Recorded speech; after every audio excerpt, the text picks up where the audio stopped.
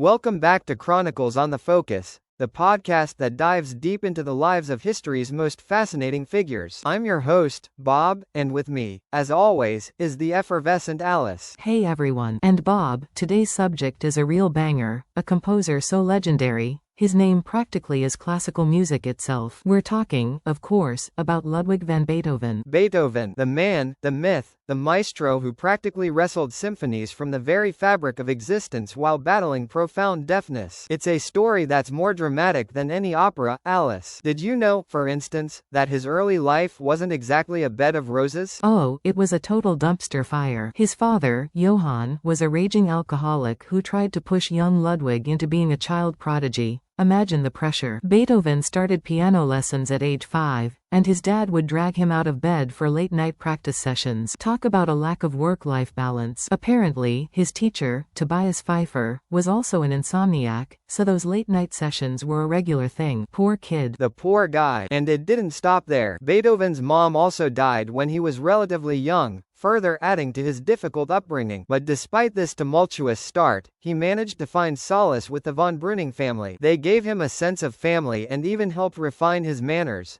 Clearly not as refined as his musical talent though. Exactly. The von Breunings were his saviors. They provided him with a loving home away from home, which helped nurture his passion for both music and literature. It makes you wonder what direction his life would have taken without them. We can't just talk about the dramas of his life without acknowledging his phenomenal musical output. His 9 symphonies are iconic. The 5th is probably the most recognizable piece of classical music ever. You know, da da da da. And don't forget his incredible piano concertos, his string quartets, his sonatas. The list is endless. His later works, composed while he was completely deaf, are particularly haunting and beautiful. Imagine creating masterpieces without being able to hear a single note. It's mind-blowing, right? And then there's the mystery of his immortal beloved. He wrote a passionate love letter that was never sent, and the recipient remains unknown to this day. Talk about adding another layer of intrigue. What a man, and what a dramatic life story. He was a composer and a virtuoso pianist, and his music transcends time. Absolutely. A truly remarkable life, full of triumphs and tragedies,